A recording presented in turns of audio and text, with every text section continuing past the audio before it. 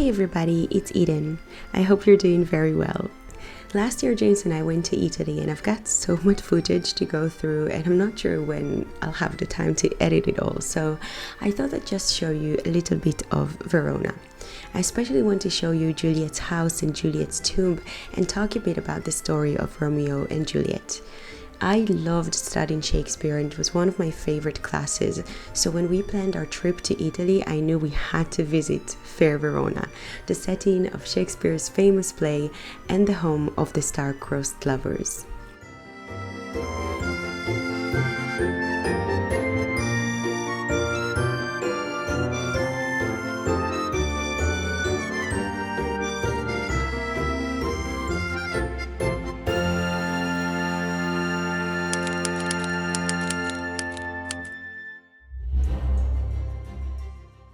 When you arrive at Juliet's house, you can enter the country yard for free, but if you want to get inside the house, you'll need to buy tickets. If you plan to do so, then I suggest purchasing them online if you want to avoid the lines. And if you want to beat the crowds, go as soon as it opens.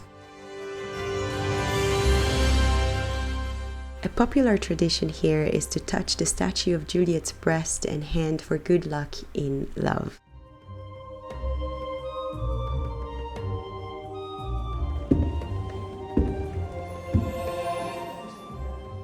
The house once belonged to the Capello family, whose name is similar to the Capulets from the play, basically fueling the association with the play. From the country yard, you can see the famous balcony. Interestingly, the word balcony is never mentioned in Shakespeare's play, because we started using this word years after the play was written. In the play, Romeo climbs a wall bordering the Capulet property and leaps into the orchard, where he then says, "Juliet appears above at a window."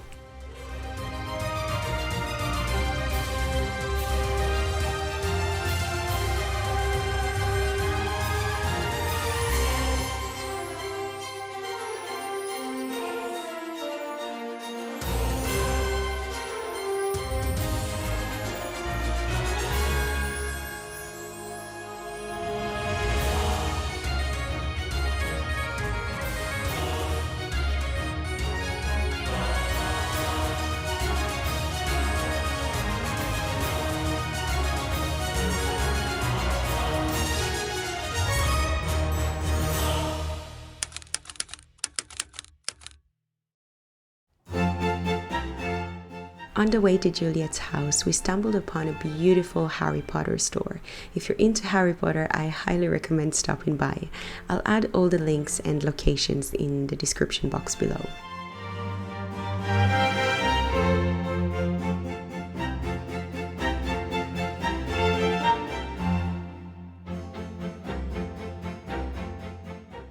Also, you can see the outside of Romeo's house. Just know that this is a private property, so it's not possible to go inside, but it's nice to look at it, let the imagination flow, and read all the love dedications on the wall leading to his house.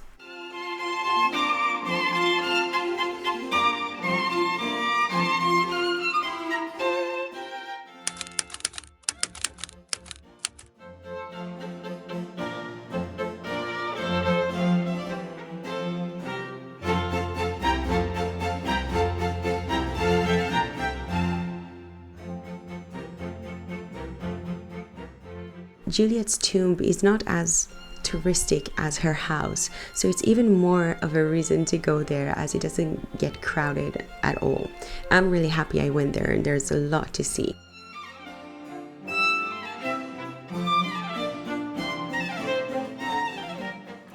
Shakespeare's play is based on earlier versions of the story, tracing all the way back to Matteo Bandello, an Italian writer who wrote short novels. Although Bandello's stories were often based on real-life events he heard about and were passed on to him, as far as we know, the characters of Romeo and Juliet are fictional. So when you go to Juliet's tomb, know that the tomb doesn't contain her remains or those of any historical figure linked to the story.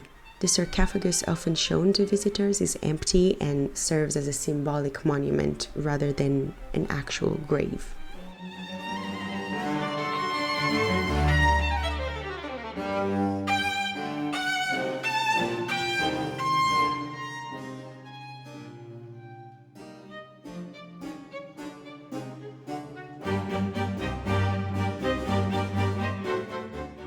Honestly, there's so much to see in Italy, and especially in Verona. The tomb, like Juliet's house, is part of the city's effort to celebrate its literary heritage and attract Shakespeare enthusiasts from around the world, and it's truly an amazing experience. That's it for today. I hope you enjoyed this video, and I'll see you next time.